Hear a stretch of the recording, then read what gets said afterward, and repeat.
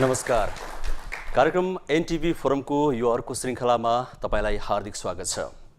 दर्शकवृन्द, हामीले यो कार्यक्रममा बारम्बार उठाउँदै आएको एउटा प्रसङ्ग, एउटा सवाल, संविधान, नयाँ संविधान अनि संविधान सभा। संविधानको कुरा गर्दाखेरि जेठ 14 यो एउटा यस्तो मितिको रूपमा हामीले लिने गर्छौँ जसलाई हामी सम्झन चाहँदैनौँ, तर पनि हामीले सम्झन विवश हुनुपर्छ। हामीले संविधान सभाको निर्वाचनपछि संविधान बन्छ भनेर धेरै आशा गर्यौं र आशा निराशामा बदलिन खोजेपछि म्याद थपेर पनि प्रयास गर्यौं, चार पटक म्याद थपेर पनि प्रयास गर्यौं, तर पनि नयाँ संविधान निर्माण हुन सकेन मुलुकमा।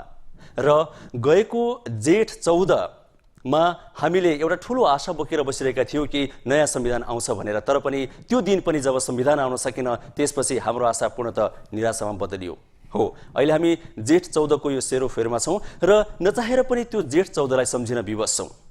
त हामीले त्यो जेठ 14 लाई अर्थात् संविधान नबनेको त्यो तितो यथार्थलाई सम्झँदै स्वीकार्दै अब किन बनेन होला त्यो बेलामा संविधान र अब ती कमजोरीहरूलाई हटाउँदै कसरी नयाँ संविधान निर्माणका लागि अगाडि बढ्नुपर्छ भनेर एउटा निष्कर्ष खोज्ने प्रयास आजको एनटिभी फोरममा गर्न खोजिरहेका छौं। आउनुहोस् एकैछिन यो रिपोर्ट हेरौं, त्यसपछि हामी बहसतिर प्रवेश गर्नेछौं।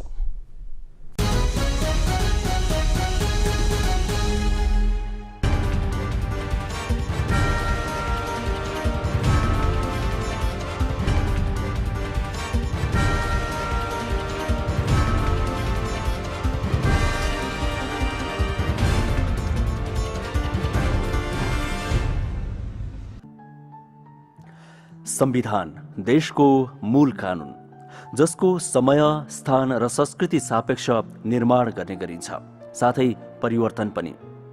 यसैको अभ्यास स्वरूप हाम्रो देशमा पनि नयाँ गणतान्त्रिक संविधान निर्माणका लागि सामूहिक सहमतिमा आजभन्दा 5 वर्ष अघि संविधान सभाको निर्वाचन भयो।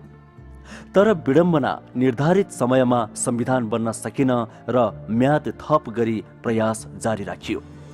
तर 4 पटक म्याद थप गर्दा पनि संविधान निर्माण हुन सकेन। म्याद थप गर्ने क्रममा गत 2069 साल जेठ 14 गते अन्तिम म्याद राखिएको थियो। तर 30 दिनसम्म पनि संविधान आउन नसकेपछि संविधान सभा विघटन भयो र त्यो सभाले संविधान बनाउने आशा पूर्णतः निराशामा बदलियो। अब सुरु भएको छ संविधान सभाको पुनः निर्वाचनको बहस। त किन बन्न सकेन त्यति बेला संविधान?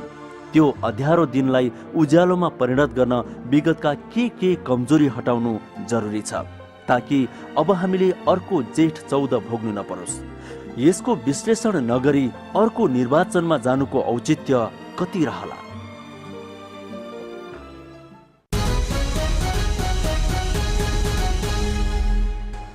सबभन्दा पहिला युवराजी, के होलान् संविधान बन्न नसक्नुका ती फ्याक्टरहरू? पहिलो त राजनीतिक दलहरूले जेठ 14 भन्दा पहिलेको परिस्थितिमा उनीहरूको लक्ष्य भनेको राजालाई हटाउने, एउटा संस्थालाई हटाउनेमा उनीहरू सहमत भए। राजतन्त्रलाई म त असंवैधानिक नै भन्छु, हटाइसकेपछि राज संस्थालाई त्यहाँबाट पहिलो बैठकबाट हटाइसकेपछि अनि उनीहरूले आफ्ना जुन प्लेजेसहरू हो, सहमतिहरू, त्यो सबै बिर्से अनि उनीहरूमा विभाजन हुन थाल्यो र पार्टीहरूको हरेक पार्टीका आफ्ना रिजिड अथवा एकदम कठोर जुन अडानहरू हुन्, पार्टीगत अडानहरू, त्यसलाई छोडेनन्। एउटा अर्को महत्त्वपूर्ण कारण यो संविधान सभाको निर्वाचन शान्ति प्रक्रियाको सेरोफेरोमा भएको हो। बृहत शान्ति सम्झौतामा जुन प्रावधानहरू थिए त्यसको कार्यान्वयन, त्यसको महत्त्वपूर्ण शर्त थियो संविधान प्रक्रिया अगाडि जानुमा। तर त्यो हुँदै त्यसमा के भने दलहरूले चाहेको प्रावधान मात्रै लागू गरे। बृहत शान्ति सम्झौता अहिले पनि लागू नभएको अवस्थामा छ। त्यसले गर्दाखेरि मलाई लाग्छ शान्ति प्रक्रिया पनि निकै बढी हदसम्म प्रभावित रहिराख्यो प्रतिकूल रूपमा, र संविधान बनाउने प्रक्रिया पनि त्यसले त्यहाँ व्यवधान उत्पन्न गर्यो। र अहिले आएर के भएको छ भनेदेखि सत्ताका राजनीतिक दलहरू संविधान बनाउने, शान्ति स्थापित गर्ने, एउटा संवैधानिक अर्डर मुलुकमा स्थापित गर्नुभन्दा सत्ता केन्द्रित 4 दल, मुख्य गरेर 4 दल भनिरहेको सत्ता केन्द्रित राजनीतिमै उनीहरू लागिरहेका छन्। त्यसैले संविधान बन्न सकेन र त्यो प्रवृत्ति हामीले अहिले पनि देखिरहेको भएर त्यसबाट हामीले कुनै सायद सकारात्मक पाठ सिके जस्तो लाग्दैन। हजुर, भनेपछि यहाँको आशय प्रमुख चार दल नै हुन् त संविधान नभवनमा प्रमुख? पक्का संविधान सभाको कम्पोजिसन यहाँले हेर्नुभयो भनेदेखि हेर्नुहोस् त 4वटा पार्टीले कति ठाउँ ओगटेका छन्, कति प्रतिशत सिट त्यहाँ ओगटेका छन्, दोष अर्कालाई दिन मिल्दैन। र डेमोक्रेसी जसलाई हामी भन्छौँ त्यसको पहिलो शर्त के हो भनेदेखि असफलताको दोष आफूले लिनुपर्छ, जसलाई जवाबदेहिता भन्छौँ हामी। नेपालको राजनीतिमा अहिले सबभन्दा अदृश्य जस्तै हुनु पुगेको, लोप हुनु पुगेको कुरा जवाबदेहिता हो। कुनै पनि नेताले असफलताको लागि अर्कालाई दोष दिन्छ, आफूले दोष लिँदैन। भनेपछि यहाँको भनेको आशय अहिले पनि सुध्रिने छाँटकाँट देखिएको छैन। त्यो हामीले दुर्भाग्य, हामीले त्यो देख्न सकेका छैनौँ। र त्यो जवाबदेहिता नलिकन नै अहिले प्रधान न्यायाधीशलाई दलहरूले सत्ता सुम्पिएको अवस्था छ। सायद त्यसबाट जवाबदेहिताबाट बच्न होला, तर अन्तमा त जानुपर्ने जनताकै हो। जनताले त्यसको हिसाब किताब माग्छन्। हजुर, गेवालीजी, यसमा संवैधानिक पाटोहरू चाहिँ के थिए जसले गर्दा संविधान बन्न सकेन? पहिलो चाहिँ संविधान सभाले संविधान बनाउन नसक्नका कारणहरू र फ्याक्टरहरू भन्ने भने हरेक मुलुकमा चाहिँ संविधान सभाले संविधान बनाउँदाखेरि आधारभूत सिद्धान्तहरू तय गरिन्थ्यो। पहिलो आधारभूत भनेको राजनीतिक सिद्धान्तहरू के हुने, संवैधानिक सिद्धान्तहरू के हुने भन्ने चाहिँ त्यस्ता तय गरिसकेपछि अनि बल्ल चाहिँ संविधान सभाको निर्वाचन गरिन्थ्यो। त्यो पहिलो हुन सकेन। दोस्रो फ्याक्टर भनेको 12 बुँदे सहमतिको मर्म बुझिएन। 62-63को आन्दोलनबाट 12 बुँदे सहमति किन गरियो भन्ने त्यो मर्म बुझ्न सकिएन, त्यसलाई कार्यान्वयन गर्न सकिएन। तेस्रो भनेको द्वन्द्व व्यवस्थापन गर्ने वृहत शान्ति सम्झौता थियो, त्यसलाई इमान्दारता साथ पालना गर्न सकिएन। चौथो भनेको 601 को जम्बो चाहिँ संविधान सभा गठन गरियो समावेशिताको नाममा। पाँचौँ भनेको संविधान सभाभित्र चाहिँ 601 सबै सभासद सार्वभौम हुन सक्थे, तर सार्वभौम हुन सकेनन्। 601बाट 4 दलका 4 शीर्षस्थ नेताले जनताको सार्वभौम सत्ता बेइमानीपूर्वक प्रयोग गर्न खोजियो। र छैटौँ भनेको संविधान सभाभित्र जति पनि समितिहरू थिए त्यो समितिमा एउटा विज्ञ समूह गठन गर्न सकिएन। र समितिहरूले आफ्नो रिपोर्ट चाहिँ संवैधानिक समितिमा चाहिँ पुर्याउनु पर्थ्यो, संवैधानिक समितिमा पुग्न सकेनन्। पुगेको पनि संवैधानिक समितिले संविधानको मस्यौदा चाहिँ खाका दिन सकेन। त्यस पछाडि आठौँ भनेको के हो भन्दाखेरि वास्तवमा चाहिँ आधारभूत सिद्धान्तलाई चाहिँ तय गरिसकेको भए संवैधानिक अदालत भन्ने हुन्थ्यो। अरू मुलुकमा चाहिँ संवैधानिक अदालतले त्यहाँ चाहिँ के आधारभूत सिद्धान्त थिए, के चाहिँ त्यहाँ चाहिँ छलफल गर्नु पर्थ्यो भन्ने चाहिँ संवैधानिक अदालतले गठन गरिदिएको भए त्यसले हेर्न सक्थ्यो। त्यो पनि हुन सकेन। र नवौँ भनेको चाहिँ के हुन सक्छ भन्दाखेरि जति पनि राजनीतिक दलहरूका शीर्षस्थ नेताहरू राजनेताको रूपमा आफूलाई चाहिँ महसुस गर्न सक्दैन र राजनेताको भूमिका निभाउन सक्दैन। जस्तो दक्षिण अफ्रिकामा नेल्सन मण्डेलाले राजनेताको भूमिका खेले हुनाले संविधान सभाले संविधान बनायो।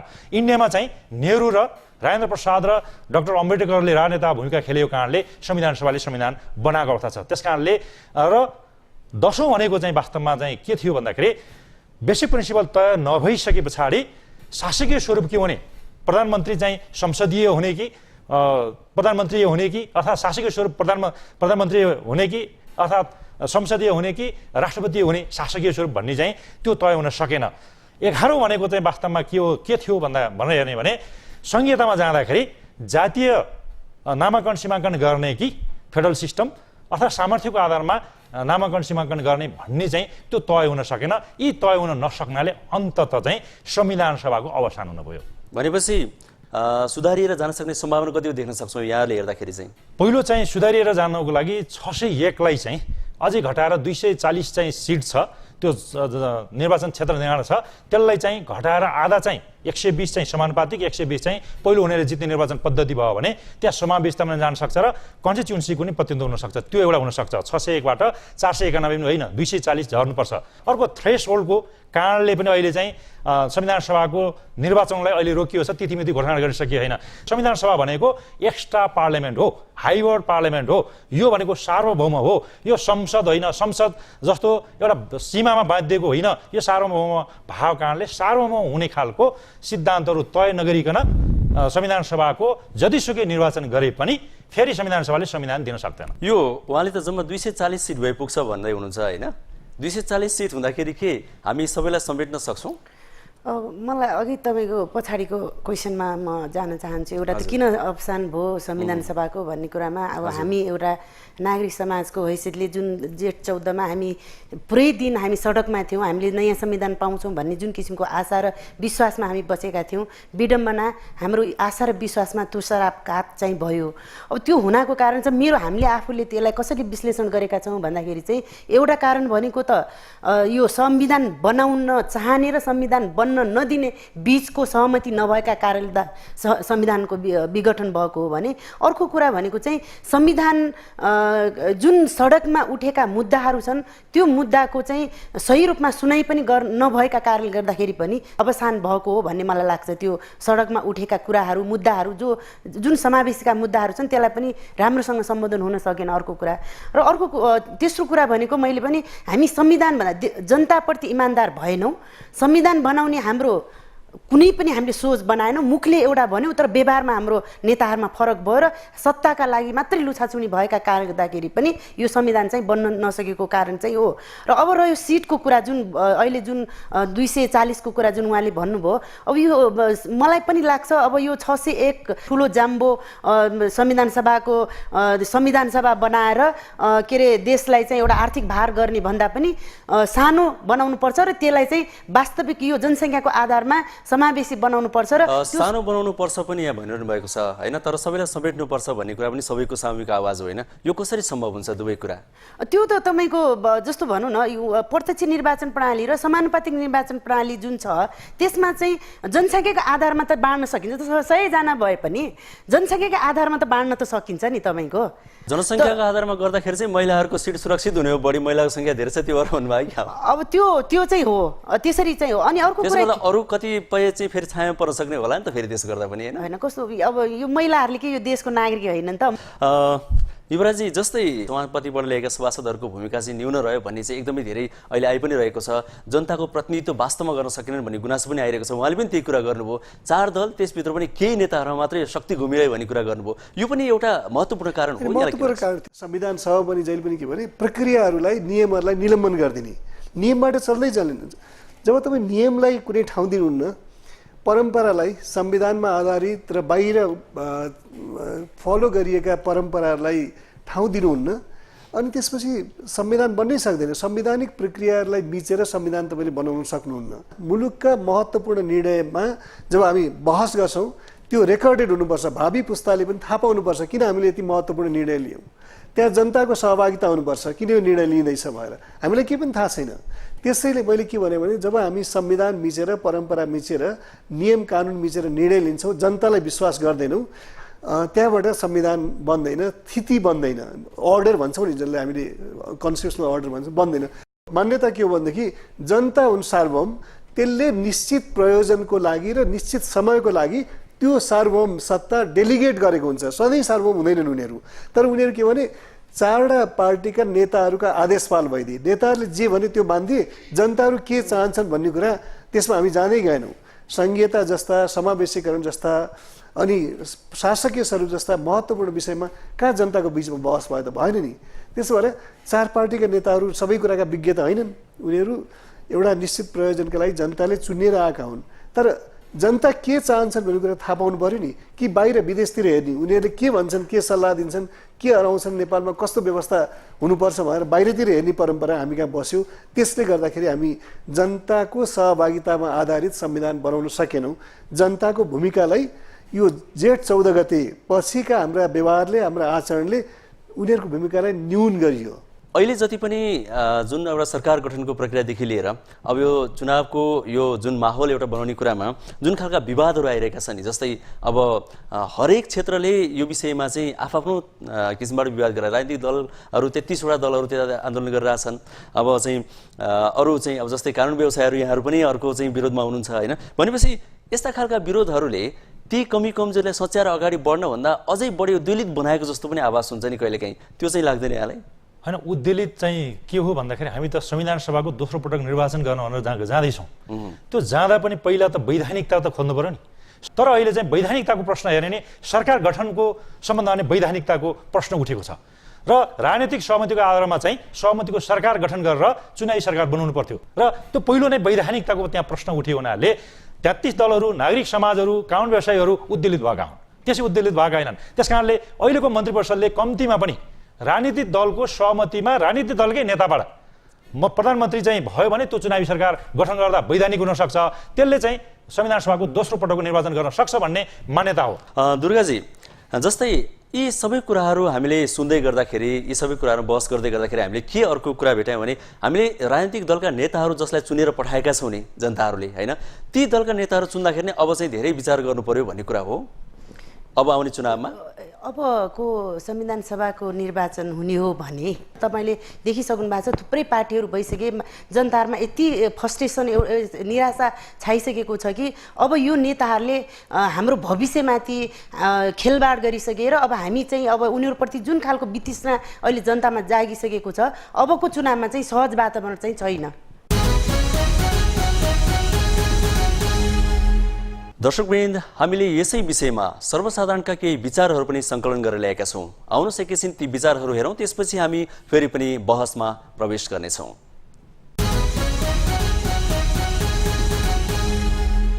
संघीयताको कुरा उठेको छ जो हाम्रो देशमा यति सानो देश छ कि तपाईँको हाम्रो छिमेकी देशहरू हेर्दा कुनै पनि एउटा राज्य पनि हाम्रो देशभन्दा ठुलो भएको कारणमा पनि हाम्रो देशमा धेरै जातिहरूले आफ्नो राज्य खोजेको कारण संविधान बन्न नसकेको मलाई लाग्छ। सबैभन्दा दोष भनेको पहिलो प्रथम हाम्रा राजनीतिक दलहरूलाई नै जान्छ यसको हो, किनभने उहाँहरूको एकता नभएको कारणले। यसमा चाहिँ जति सक्दो छिटो चुनाव गर्दा बाहिरी हस्तक्षेपहरूबाट होइन जोगिन सकिन्छ। संघीयता लगायत जुन कारणले संविधान सभाबाट संविधान घोषणा हुन सकेन, ती विषयहरूलाई चाहिँ त्यो चुनाव अगाडि नै राजनीतिक दलका नेताहरूले चाहिँ त्यसलाई सहमतिमा चाहिँ जुन राजनीतिक नेताहरू जुन बसेर सहमति गर्ने, त्यसपछि संविधान सभाको चुनाव गरायो भने मात्र संविधान बन्छ। संविधान सभाको निर्वाचन गरिहाले पनि संविधान आउँछ भने ढुक्क चाहिँ छैन र दलहरूको एकता भएर यही भएका दलहरू एकजुट भएर मिलेर संविधान बनाउँ भन्यो भने मात्रै हुन्छ। बाह्य शक्तिको जबसम्म प्रभाव रहन्छ तबसम्म संविधान बन्न गाह्रो छ। कहाँ म त्यसको बारेमा त केही आफ्नो काममा बिजी हुन्छु। 5 वर्ष भइसक्यो संविधान बनाउँछौँ भन्छन् राजनीतिक दलहरू, एउटा एकातिर छ, एउटा एकातिर जोतिरहेको छ। संविधान बनाउन चाहने हो भने यिनीहरू एकछिनमा बनाउन सक्छन्। छैन मलाई त संविधान बनाउनलाई चाहिँ अहिले के छ भने सबैभन्दा पार्टीहरूको निस्वार्थ हुनु पर्यो, एकरूपता आउनु पर्यो र देश र जनताको लागि चाहिँ कसरी चाहिँ अब एउटा चाहिँ निकासको लागि चाहिँ सहमतिकै वातावरणमा चाहिँ अगाडि बढ्नुपर्छ कि नेताहरूकै छाड मछाड अब केही होला, नेताहरूकै दोषले गर्दा नबने हुनसक्छ लाग्छ हामीलाई, त्यस्तो जनताहरूलाई त्यस्तो फिलिङ हुन्छ। संविधान सभा नबन्नुको मेन कारणको आधारमा चाहिँ भन्नुपर्दा राजनीतिक दल नेताहरूमा चाहिँ एकताको भावना पनि कमी र उनीहरूमा स्वार्थता बढी भएको कारणले गर्दाखेरि र सबैजनालाई म आफै सत्तामा बसौँ या आफ्नै एउटा चाहिँ अधिकार होस्, मै मात्र ठुलो हुँ भन्ने निस्वार्थतालाई भावना नभएको कारणले गर्दाखेरि सायद संविधान नबनेको होला। हजुर युवराजी, जस्तै समग्रमा त्यही कुरा आयो, राजनीतिक दल र नेताहरूप्रति जनताहरू पनि एकदमै निराश देखिएका छन् र अब यहाँ एउटा महत्त्वपूर्ण कुरा के आयो भने यदि निर्वाचन भयो भने पनि, निर्वाचन त होला हामी आशा गरौँ होइन, त्यसपछि पनि संविधान बन्छ कि बन्दैन भन्ने कसरी विश्वास गर्ने, विगतमा त बनेन भन्ने कुरा आछ। आज हामीले निष्कर्ष खोज्दै गर्दाखेरि कसरी बन्न सक्ला भनेर विगतका कुरालाई हेरेर सिक्दै अगाडि बढ्न खोज्दै गर्दाखेरि यो चाहिँ विश्वास गर्न सक्ने आधार चाहिँ हामी कहाँनिर भेट्न सक्छौँ, के भयो भने त्यस्तो हुन सक्छ? म देख्दिनँ। 2-3टा अवस्था सिर्जना भयो भने एउटा कमसेकम 4वटा पार्टी जसले विगत 7 वर्षदेखि राजनीतिक प्रक्रियामा एकाधिकार जमाएका छन् र विगत 4 वर्षदेखि अहिले त चिफ जस्टिसको सरकार छ, 4वटा पार्टी जसको नेतृत्वले, जसले सत्तामा एकाधिकार जमाएका छन्, उनीहरूको नेतृत्वले यसको नैतिक जिम्मेवारी लिएर चुनावमा नलड्ने निर्णय गऱ्यो भने पनि जनताको अलिकति आदर बढ्न जान्छ राजनीतिमा, अनि उनीहरू सायद इमान्दार छन् कि भन्ने कुरा एउटा हुन जान्छ। के हुन्छ भने जब राजनीतिमा प्रतिबद्धता हुँदैन, जब नीतिमा प्रतिबद्धता हुँदैन, अनि उनीहरूले जनताको विश्वास गुमाउँछन्। अहिले सबभन्दा ठुलो ट्रेजेडी अघि गेवालीजीले पनि भन्नुभयो, दुर्गाजीले र अडियन्सबाट पनि त्यही कुरा आएको छ के भनेदेखि राजनीतिज्ञहरूसँग, राजनीतिक दलहरूप्रति जनताले विश्वास गुमाएका छन्। त्यो विश्वास रिगेन तरिका गर्ने तरिका त्यही हो। उनीहरूले आफ्नो अलिकति नैतिक मूल्य मान्यता स्थापित गरून् र नीति र सिद्धान्तप्रति आफ्नो सम्बन्ध स्थापित गरून्। हजुर, त्यसपछि मात्रै चुनावमा त्यसपछि जनताले राजनीतिमा अलिकति सहभागी हुने विश्वास पाउँछन् यही राजनीतिक सिस्टममा। नत्र भनेदेखि केही अर्थ हुँदैन। हिजो चुनावमा जाने, जनताले दिएको जिम्मेवारी कति पनि पुरा नगर्ने, आज फेरि अर्कालाई दोष दिएर हामीलाई जिम्मेवारी दिनु, संविधान बन्छ, रातारात बन्छ भनेर त कोही पनि विश्वास गर्दैन नि। यहाँ उपस्थित महानुभावहरू पनि आफ्नो विचार राख्न चाहनुहुन्छ? गेवाली सरलाई एउटा क्वेसन राख्न चाहन्छु। दासत्व भई कुमारित्व लुटिएकी नारी जस्तो पटक पटक राजनीतिक दलले न्यायपालिकामाथि गरेको बर्बरता तपाईँहरू कतिन्जेल सहनुहुन्छ? न्यायपालिका पनि आज चोखो छैन। न्यायपालिकामाथि यत्रो बर्बरता भइरहेछ जुन राजनीतिक दलहरूले हामीले आशा गरेको एउटा केन्द्रबिन्दु न्यायपालिकालाई नै तपाईँको निराशा बनाइदिन खोज्दैछ। त्यसमा तपाईँहरू कतिन्जेल चुप लाएर बस्ने? र अर्को युवराजजीलाई म अर्को एउटा क्वेसन छ। जस्तो हिजोका दिनमा जनतालाई सुसूचित गरिदिनु पर्ने के राष्ट्रको चौथो अङ्ग पत्रकारको पनि धर्म थिएन र?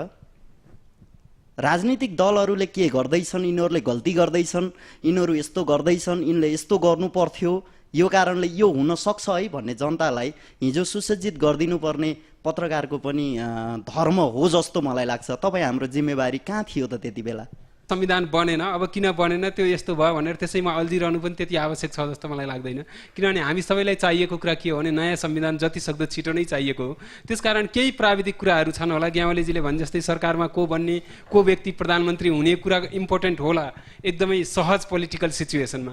तर यस्तो क्राइसिसमा कति यो नाममा अझै यो कुरामा चाहिँ यही टेक्निकल कुरामा चाहिँ अड्को थापेर कति हामी अल्मलिरहने होइन। फर्केर जेठ 14लाई फर्केर हेर्नुपर्दा हामीलाई सायद साह्रै दुःख लाग्छ। र महिलाहरूले खुलेर बोल्न सक्ने अधिकार कहिले पाउने?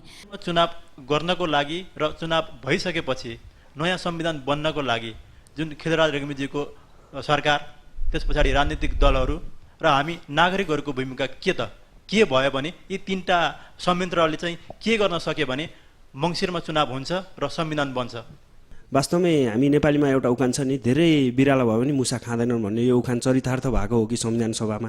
अब अघि म्यामले पनि भन्नुभयो 240मा ल्याउँदा अलिक कठिनाइ जस्तो उहाँको जुन हामीले आवाज पायौँ। वास्तवमा 10 जना छ भने पनि 2-2 जना गरिदियो भने त आफ्नै ठाउँमा छ। 200 जति सक्दो हाम्रो नेपालको परिप्रेक्ष्यलाई हेरेर, बजेटलाई हेरेर हामी 240मै जाउँ न। 240मा गएर पनि निर्वाचन गरौँ र निर्वाचन गर्दामा फेरि संविधान सभाबाट संविधान आउँछ भन्ने के ग्यारेन्टी छ? सबभन्दा पहिला गेवालीजी, यहाँ प्रति चाहिँ पहिलो प्रश्न लक्षित भएको थियो, के भन्नुहुन्छ? पहिलो चाहिँ एक्जिक्युटिभको सरकारको बर्बरतालाई चाहिँ न्यायपालिका मार्फत चाहिँ तपाईँहरूले किन त्यसका निर्णयलाई उल्टाउने अर्थात् त्यसलाई चाहिँ सच्याउने कुराहरू गर्न सक्नुहुन्न, चुप्लाएर बस्नु भन्ने उहाँको प्रश्न छ। वास्तवमा अहिले जति पनि सरकारले गरेका निर्णयहरू विरुद्धमा यदि संविधान सम्मत छन् छैनन् भनेर हामीले वाचडगको भूमिका खेलेका छौँ र त्यसको विरुद्धमा हामी सुप्रिम कोर्टमा मुद्दा चलिरहेछ, त्यो विचाराधीन छन्। त्यस कारणले हामी चुप लागेर बसेका छौँ भन्ने होइन। र अहिले जहाँसम्म विगतका कुराहरू गल्ती मात्रै, कमजोरी मात्रै चाहिँ कोट्याउने होइन, भोलि चाहिँ संविधान सभाले कसरी संविधान बनाउन सक्छ भन्नेतिर निर्देशित हुनुपर्छ भन्ने उहाँको भनाइ छ। वास्तवमा हेर्ने भने संविधान सभा भनेको त 3 करोड नेपालीहरूको संविधान सभा हो। 3 करोड नेपालीहरूको घर बनाउने हो। घर बनाउँदाखेरि त प्रत्येक जनताको चाहिँ मेरो घर बन्दैछ, मेरो संविधान बन्दैछ भन्ने त्यो जबसम्म भावना हुँदैन, जबसम्म फिलिङ हुँदैन, तबसम्म संविधान बनेर पनि चेतिएका, जलाइएका धेरै उदाहरण छन्। त्यस कारणले 3 करोड नेपालीले मेरो संविधान सभाको चुनाव हुँदैछ र म संविधान सभामा चुनाव दिन सक्छु भन्ने चाहिँ त्यो फिलिङ हुनु पर्यो। र 33 दलदेखि लिएर नागरिक समाजदेखि लिएर सबै दलहरूको एक आपसमा सहमति नभइकन 4 दलले मात्रै चाहिँ संविधान सभाबाट संविधान बनाउँछु भनेर उसको चाहिँ मनोमानिलेमा अर्थात् उसको चाहिँ आफ्नो चाहिँ सार्वभौम सत्ता, जनताको सार्वभौम सत्ता जबरजस्त रूपमा प्रयोग गर्दै मङ्सिरमा चुनाव हुन्छ भनेर जाँदाखेरि त्यो चुनावको कुनै सार्थकता हुँदैन। त्यस कारणले गर्दाखेरि चुनाव केका लागि भन्दाखेरि संसदको चुनाव होइन, अहिले संसदको नभएको हुनाले संसदको चुनाव जस्तै घोषणापत्र लिएर जाने होइन। त्यस कारणले कम्तीमा भने आधारभूत सिद्धान्तहरू तय गर्ने र विवादास्पद विषयहरू जति पनि थिए नि, संहिताका विषयहरू छन्, शासकीय स्वरूपका विषयका छन्, नागरिकताका विषयका छन्, ती विषयहरूलाई पहिले सहमति गरेर जान सकिन्छ एउटा प्रिन्सिपल लिएर।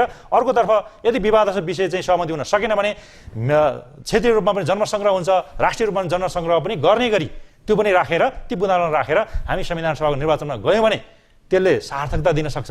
होइन भने उही संविधान सभाको निर्वाचन हुन्छ, त्यो निर्वाचन चाहिँ उही संसदमा परिणत हुन्छ, संसदले उही सरकार बनाउने र गठन र विघटन बाहेक अर्को केही हुन सक्दैन। त्यस कारणले हिजोका चाहिँ जति पनि खराब कुराहरूलाई चाहिँ हामीले त्यसलाई फ्याँक्दै, जति पनि हिजोका चाहिँ कमजोरलाई चाहिँ पाठ सिक्दै नयाँ कुराहरू हामी गरेर नयाँ सहमति गरेर जानुपर्छ भन्ने मेरो मान्यता। अब पहिले सहमति नगरी चुनावमा जाँदा पनि त्यसको औचित्य हुँदैन, तर पहिले सहमति गर्न पनि यति गाह्रो छ कि जसले गर्दाखेरि चुनाव कहिले हुने भन्ने निश्चित गर्न पनि गाह्रो छ। भनेपछि त झन् अप्ठ्यारो स्थिति आयो, झन् लम्बिने स्थिति देखियो नि यसले गर्दा त है। होइन, त्यसको लागि चाहिँ राजनीतिक दलहरू इमान्दारता हुनुपर्छ। को प्रति भन्दाखेरि जनताप्रति।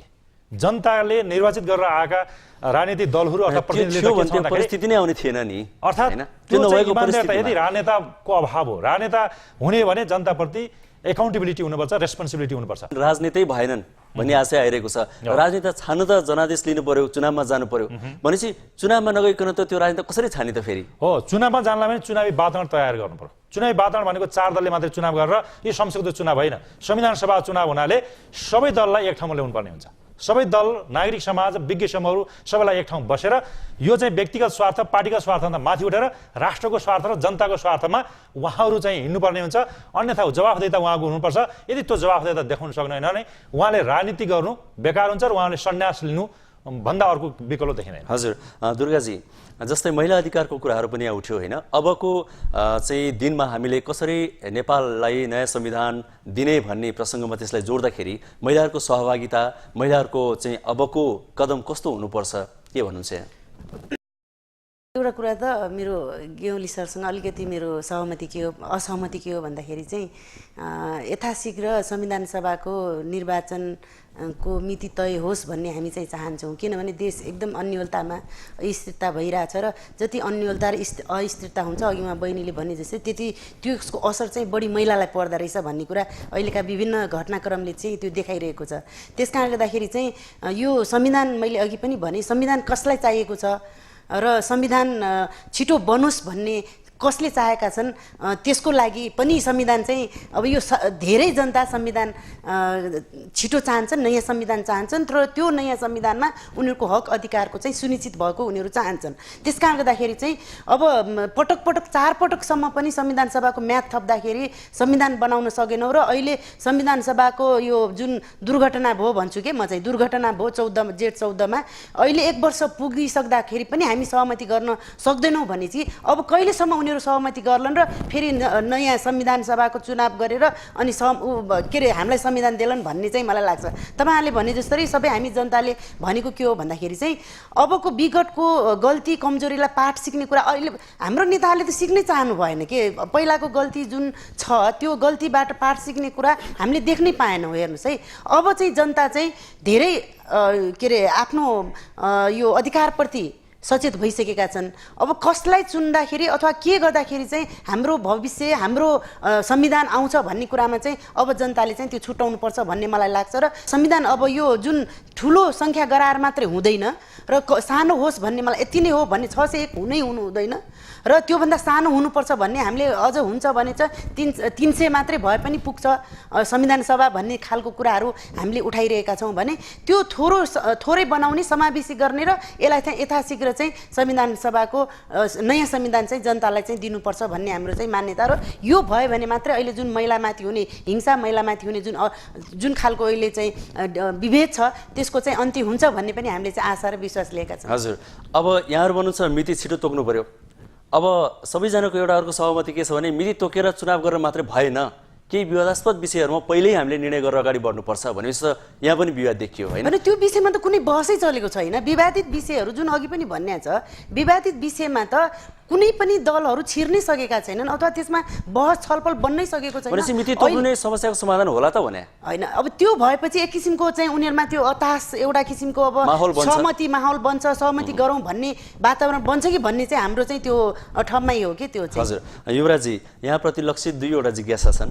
एउटा चाहिँ जिज्ञासा छ र अर्को चाहिँ एउटा चाहिँ के भन्नुहुन्छ भनेर विचार मागिएको छ। होइन, शर्माजीले भन्नुभयो म समग्र सञ्चार माध्यमलाई प्रतिनिधित्व गर्दिनँ, तर म आफ्ना विचारहरू केही उहाँका चिन्तासँग म सहमत छु।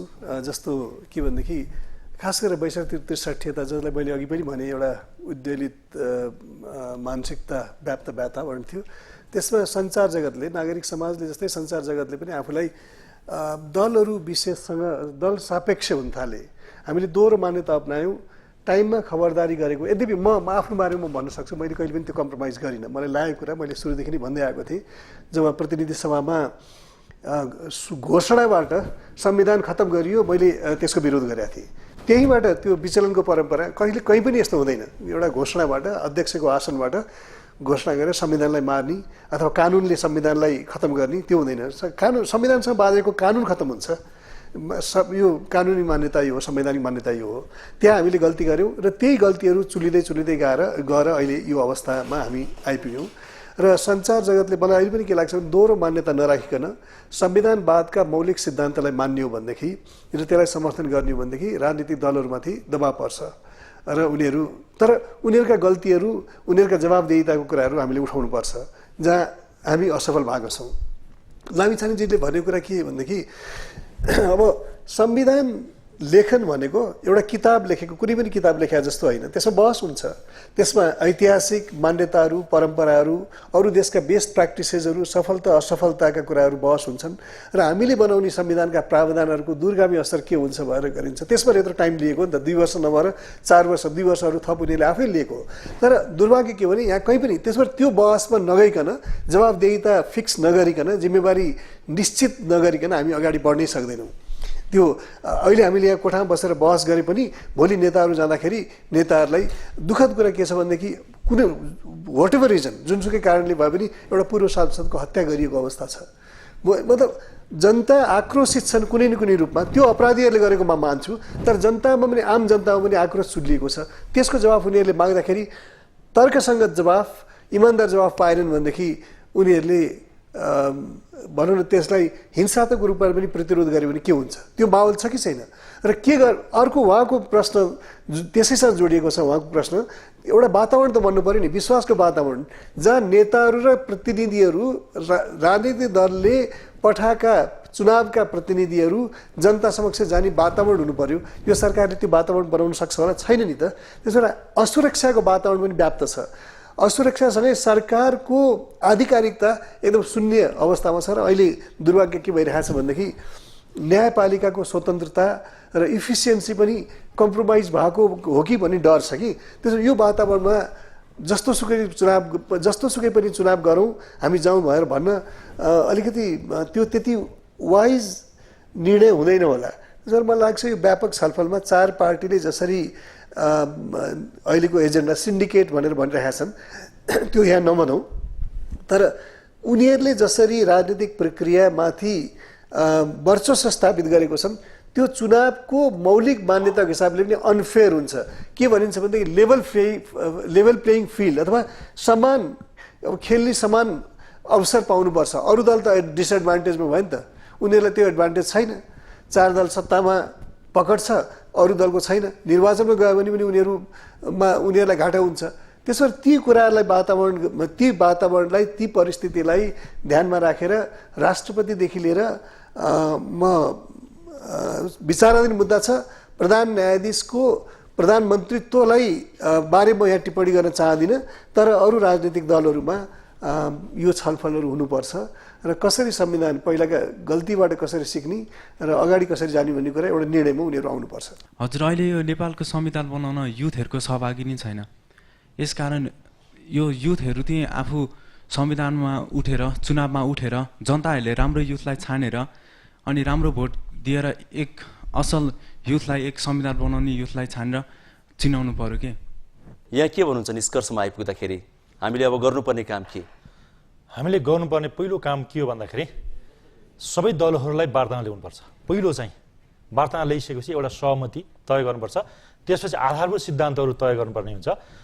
अविलम्ब चाहिँ संविधान सभाको निर्वाचनको तिथिमिति घोषणा गरिनुपर्छ र समावेशितादेखि लिएर युथहरूलाई समेत सबलाई चाहिँ के छन् विज्ञ समूहहरू पनि एउटा गठन गर्नको लागि त्यो वातावरण तयार गर्नुपर्छ। त्यस पछाडि चाहिँ जति पनि हिजोका चाहिँ विवादास्पद विषयहरू छन्, त्यो विषयहरू चाहिँ जनता कहाँ चाहिँ छलफल चलाइनुपर्छ र ती विषयहरूलाई चाहिँ संसदको निर्वाचन जस्तो घोषणापत्रमा लगेर लाने होइन, केही कुराहरूलाई जनता समक्ष गएर पनि क्षेत्रीय रूपमा र केन्द्रीय रूपमा पनि दफावार छलफल गराएर एउटा निचोडमा पुगेर अनि संविधान सभाको तिथिमिति घोषणा गरियो भने त्यहाँ चाहिँ निर्वाचन हुनसक्छ र त्यो सार्थक निर्वाचन हुनसक्छ। त्यसले मात्रै संविधान सभाको निर्वाचन भइसकेपछि बल्ल संविधान सभाबाट चाहिँ संविधान बनाउन सकिन्छ। दलहरू राजनेताको भूमिका खेल्न पर्यो, उहाँहरूले अलि देश र जनताप्रति को इमान्दारिता र जवाफदेहिता पुर्याउनुपर्छ। अन्यथा चाहिँ आफ्नो स्वार्थ चाहिँ र पार्टीको स्वार्थ राख्नु हो भने फेरि पनि संविधान सभा निर्वाचन भयो भने संविधान सभाले संविधान बनाउन सक्छ। हजुर, युवराजीलाई एउटा जिज्ञासा अन्तिममा राखिहालौँ। जस्तै हामीले राजनीतिक दलहरूका चाहिँ कमी कमजोरी धेरै आउल्यायौँ र दलका नेताहरूका कमी कमजोरी आउल्यायौँ। अब जनादेश प्राप्त गर्ने समय नभइकन जनताहरूको प्रत्यक्ष कुनै पनि सहभागिता त्यहाँ हुँदैन होइन। अहिलेको यो परिस्थितिमा जनताहरूले चाहिँ कसरी आफ्नो सहभागिता जनाउन सक्नुहुन्छ, योगदान दिन सक्नुहुन्छ? दुई किसिमले, एउटा दलहरूसँग आबद्ध जनताहरू छन्, अघि कुशलले उठाउनु भयो पनि एउटा युथहरूको पार्टिसिपेसन, म त्यसमा पनि जान चाहन्छु। आज भनौँ न मङ्सिरमा चुनाव भयो भने 21 वर्ष भोट दिने 18 वर्षको भोट दिने व्यक्तिले अर्को 5 दशक उसले राजनीतिमा गरेको हुन्छ, डोमिनेट गरेको हुन्छ अथवा राजनीतिको सक्रिय सहभागी हुन्छ। तर युथहरूको कमजोरी कहाँ देखिया छ भने अहिले जुन सोभियु निर्वाचन कुराहरूमा जुन फेक र इलिगल एडमिसनहरू भइरहेको छ, त्यहाँ स्टुडेन्ट युनियनलाई तपाईँले जवाबदेही बनाउनुपर्छ। किनभने जब नैतिकता र मूल्य मान्यता त्यहाँनिर ह्रास आउँछ, तपाईँहरू त्यसमा सम्झौता गर्नुहुन्छ भनेदेखि भोलिको राजनीति भन्दा फरक हुँदैन। त्यसैले त्यसले राजनीतिले ठुलो इम्प्याक्ट पार्छ। जनताले कसरी, जुन मान्छेहरू पार्टीहरूमा आबद्ध छैनन्, तपाईँहरूले गएर त्यो प्रेसर दिनुभयो भनेदेखि र भोलि ती राजनीतिक दलले पनि जिम्मेवार छन्, किनभने त्यो सबै घोटालामा राजनीतिक दलका नेतृत्व समेत जिम्मेवार छन्। त्यसमा राजनीतिलाई सफा गर्ने काममा त जनता जहिले पनि संलग्न हुन्छ एउटा। अर्को, उनीहरूले नेताहरू गइरहेका छन्, उनीहरूले नेताहरूलाई अहिले पनि जवाबदेही बनाउन सक्नुपर्छ, त्यो दलले गर्दैन। जनता भनेको एउटा असङ्गठित अवधारणा हो, तर क्रुसियल मोमेन्टमा मुलुकका इतिहासका निर्णायक क्षणहरूमा उनीहरू जहिले पनि सक्रिय रूपमा अगाडि आउँछन्, जहिले पनि भएको छ। आन्दोलनहरूमा उनीहरूकै सक्रियताबाट भएको छ। अहिले पनि ती नेताहरूलाई जवाफदेहिता बनायो भनेदेखि दुर्भाग्य के हो भने तपाईँले हेर्नुभयो भने 601 को सांसदमा एकजना सांसद राधेश्याम अधिकारीले संविधान सभाको बढाइको अन्तिमचोटि बढाइको म्याद सकिनुभन्दा 1 हप्ता अगाडि राजीनामा दिनुभएको छ, नैतिक जिम्मेवारी असफलताको लिएर। 601 मा एकजना व्यक्ति मात्रै त्यस्तो निस्किने, अरू व्यक्तिहरू नहुँदाखेरि नैतिक, जब राजनीतिमा नैतिकताको ह्रास त्यो लेभलसम्म पुग्छ अनि त्यहाँबाट जनताले नै सक्रिय रोल खेलेर उनीहरूलाई जवाफदेही बनाउन सक्नुपर्छ। 16 वर्ष पुगिसकेपछि नागरिकता प्राप्त गरेका जति पनि युवाहरू छन्, 18 वर्षसम्म कुर्नुभन्दा, त्यो 2 वर्षको ग्याप गर्नुभन्दा 16 वर्ष पुगिसकेका नागरिकता प्राप्त युवाहरू जो छन् तिनीहरूलाई बालिक मताधिकारको एकपटकलाई, यो संविधान सभा भनेको एकपटक निर्वाचन हुने हो भने जुन चाहिँ विश्वव्यापी मान्यता र हामी कहाँ 2 पटक हुँदैछ, अब यो फेरि हुन सक्दैन। त्यस कारणले 16 वर्ष पुगेका युवाहरूलाई बालिक मताधिकारको सुनिश्चितता चाहिँ गरियो भने त्यसले पनि युथहरूको चाहिँ प्रतिनिधित्व हुनसक्छ। त्यसमा चाहिँ 18 वर्ष चाहिँ भन्दा त्यो कट अफ डेथ राख्नुहुन्न भन्ने चाहिँ मेरो मान्यता। दर्शकवृन्द, हो हामी चाहँदैनौँ विगतका ती अनुभवहरूलाई बारम्बार सम्झिरहन, तर पनि हामी ती अनुभवबाट पाठ सिक्दै अब आगामी दिनलाई कसरी उपलब्धिमूलक बनाउने, कसरी उज्यालो बनाउने भनेर बहस पनि यसै गरी गरिरहन्छौँ, जुन आवश्यकता पनि हो यो समयको। हामीले आजको यो बहसबाट पनि निष्कर्ष के निकाल्न सकेका छौँ भने एकता, इमान्दारिता, जवाफदेहिता र समर्पण, यी कुराहरू आवश्यक छन् आगामी संविधानका लागि, अर्थात् गणतन्त्र नेपालको संविधानका लागि। आउनुहोस्, हाम्रो तर्फबाट पनि हामी के गर्न सक्छौँ आजदेखि पाइला चालौँ, हामीले नगरे कसले गर्छ। आजको लागि एनटिभी फोरम यही सकिन्छ। हामी सबैजना बिदा माग्छौँ। हवस् त।